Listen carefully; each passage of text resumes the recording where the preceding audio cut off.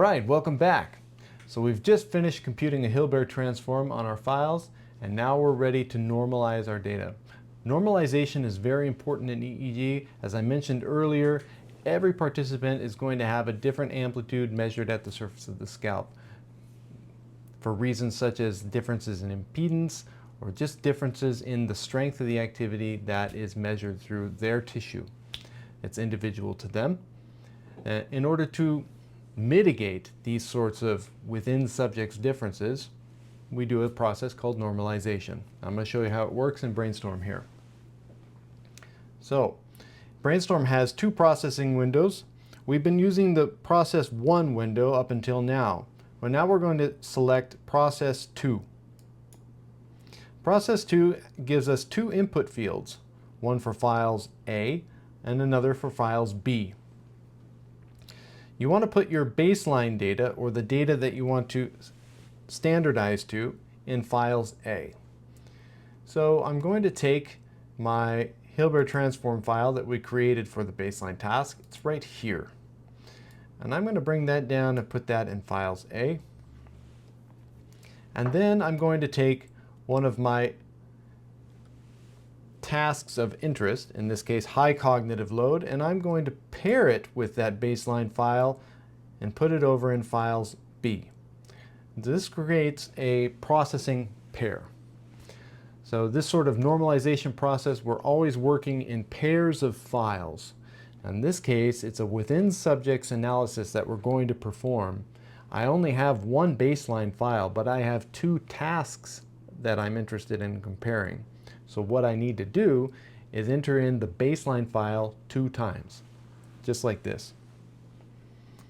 So I'll go to my baseline file one more time, and I'm going to put it in the processing A, the files A field. So now you can see we have two files in A, and I'm going to now take the low cognitive load file and put it in there into files B. So now we've created two pairs of files in here. The files A, again, these are both my baseline files, and in files B we have the high cognitive load and the low cognitive load Hilbert transform files. Now I understand that the names of the file make it very difficult for you to identify them once they're in this state. It is possible to see a unique identifier of the file. You hover your mouse over top and you can see what the actual file name is in the system. It's not the best user interface, I know, but it is a way for you to verify if you do get confused. I'll show you that very quickly right now. For example, if I hover my mouse over here, we have a very long file name, and you can see within the name that this is indeed low cognitive load, and it has a ending file number of 1332. And I can hover my mouse over the exact same file up here, and we can see that this is indeed the same file name. So just a little trick to keep in mind. All right, our processing pipeline is all set up with our file pairs. Let's proceed with the normalization process. So I'm going to click on Run, and now we'll go to the gear, and I'm going to select Standardize. And here you'll see we have a few options. The one we want is called Baseline Normalization. And it shows us that the baseline files should be in the A field, which they are. Select that. We would like to do this processing for the entire time window. So we'll select the whole file, and it gives us a number of different normalization or data standardization methods that we could choose from. The one that I recommend is this one called event-related perturbation, also known as event-related synchronization or event-related desynchronization. The mathematical formula being performed is shown here, so if you want to look into that, you may. I'm going to skip that for the purposes of brevity in this video, and I'm going to click on Run. Excellent. So now you see we have two new files. We have one here in the high cognitive load. It has ERSD written at the end of it. And we have another one here in our low cognitive load task. Again, ERSD is written. No such file was made for the baseline, and that's because it is our baseline. We don't need to normalize our baseline because it should be 0. Let's take a look at these files and see how they differ from what you saw before after we performed the Hilbert transform initially. I'm going to right-click on this, select the 2D disk so you can see the topographical representation. And now we have something very different from before. So here, the event-related perturbation represents the brain activity as a % deviation from baseline.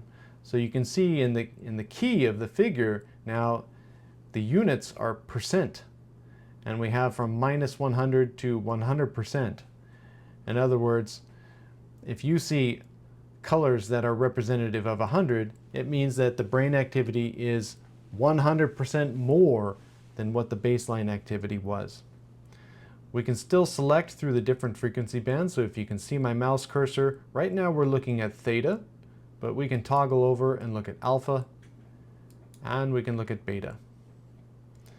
I can see an initial artifact here at the beginning of this file, maybe some ocular activity there, but it might not be a concern for us. Let's take a look at a little bit further in the file. Yeah, so it's only something that was at the very beginning, which, as I mentioned earlier, we are not going to keep the beginning segments of the file because when a Hilbert transform is applied, there are edge effects to the filtering process. In other words, some artifacts from the filter itself. In order to remove those from further analysis, we are now going to perform a very important step, and that is to average our files over time. And we're going to do so by selecting a time window that ignores those first and last second. So I'm going to go back to my process 1 window, and I'm going to close this. I'm going to first take my high cognitive load file, put that in here, access the pipeline editor, and now I'm going to average, and within average there's an option called average time. Select that. By default it shows the whole time window, 294 to 299.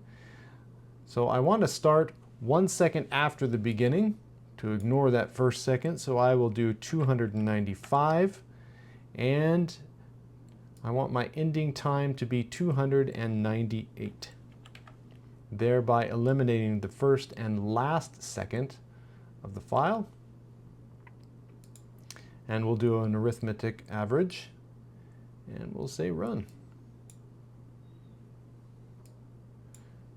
And we'll do the same thing for the low cognitive load file.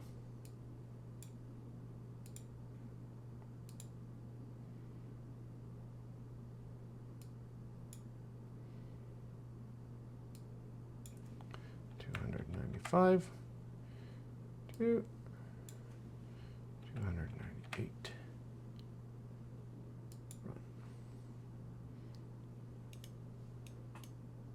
Clear my pipeline editor. Excellent. So now we have our time averaged files here. I could open them up again. So now there is no time information left in this file. It's a time average. No matter what time I select, the time is always, or the brain activity is always going to show the same values. So this is the average beta activity, the average alpha activity, and the average theta activity. Excellent. We're ready for statistical analysis.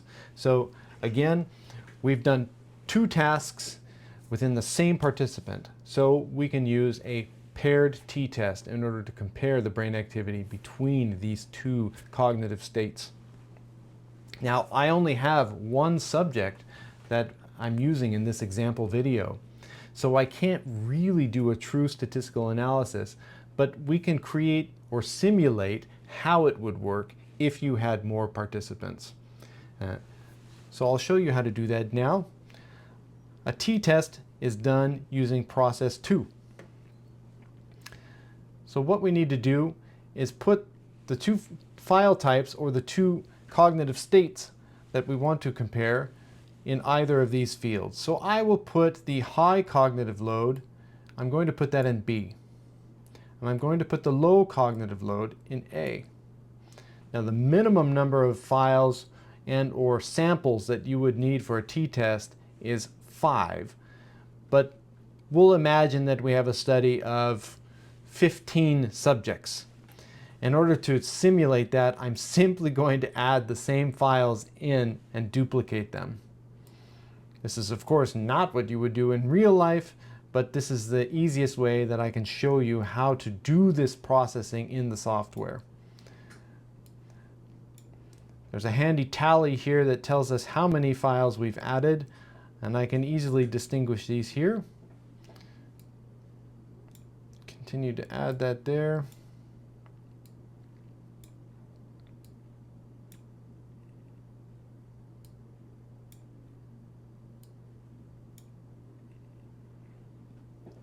I'll add a few more of the low cognitive load in files A.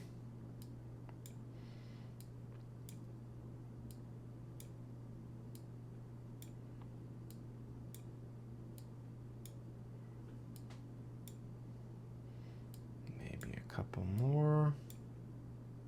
I said we'd simulate this at 15 participants.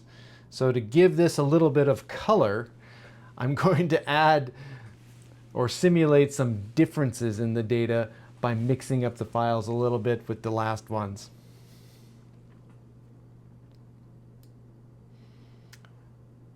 So let's add a couple of low cognitive load ones on this side and a couple of high cognitive load files on this side. Again, this is only for simulation purposes. In reality, you need to imagine that you actually had 15 different participants, and each of those participants had a low cognitive load task and a high cognitive load task, and you've put all those file pairs in here in order to perform the t-test. So we'll do a t-test. First, we need to close this visualization window. Now we'll press run.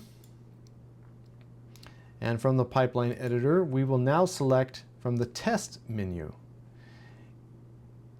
And here we'll select a parametric test paired.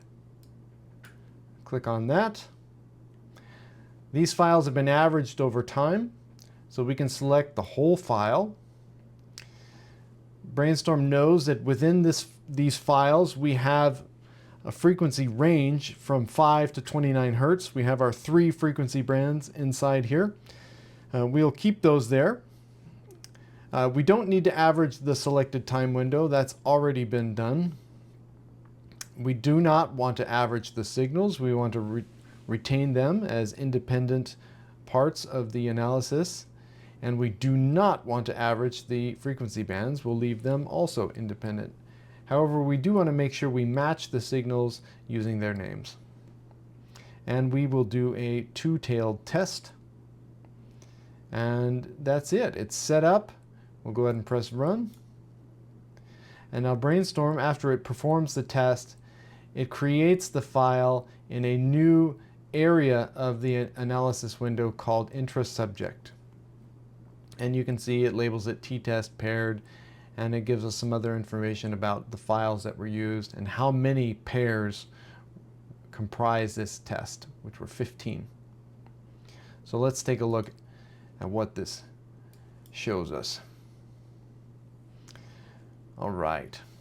So whereas before you saw a map of the normalized brain activity, now what we are looking at is a T-map.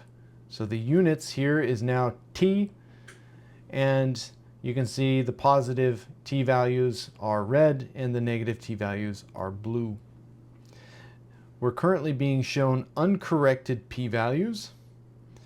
Brainstorm offers a couple correction factors that you can apply on the fly. One is Boasen, and the other is FDR, or false discovery rate. Now you can see that when we select these, that the T-map goes gray. That's because the results were not, or the t-values were not strong enough in order to survive correction. And that's okay. You can also adjust the alpha level here in this field. So for example, if we wanted to apply FDR correction, but we wanted to do it at 10% instead of at 0.05, we could do that, and we could see if any brain activity still exceeded the threshold of significance. In the theta band, it did not, nor did it in alpha or beta. But again, this is mock data and a mock analysis.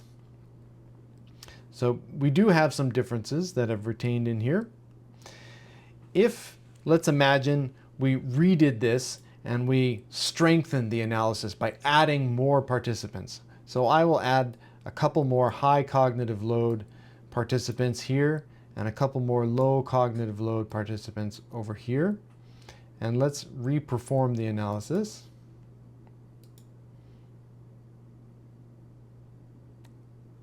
Parametric paired. The settings are the same as before. We'll run it. Let's see if the t-values increase.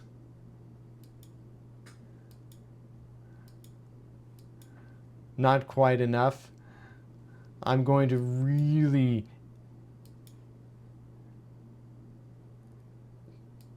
change the values here by making an extreme example.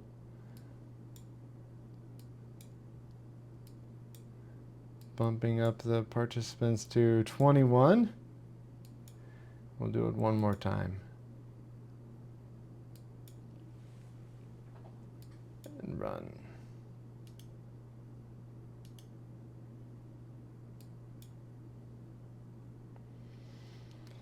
So if you're comparing in the video now, you can see our t-values are going up to 4, positive and -4. It may well survive correction. This time it does indeed. Both at the Bonferroni and the false discovery rate corrections, it survives. It might even survive at an alpha of 0.05. It does. We can identify what channels are involved in this with the visualization.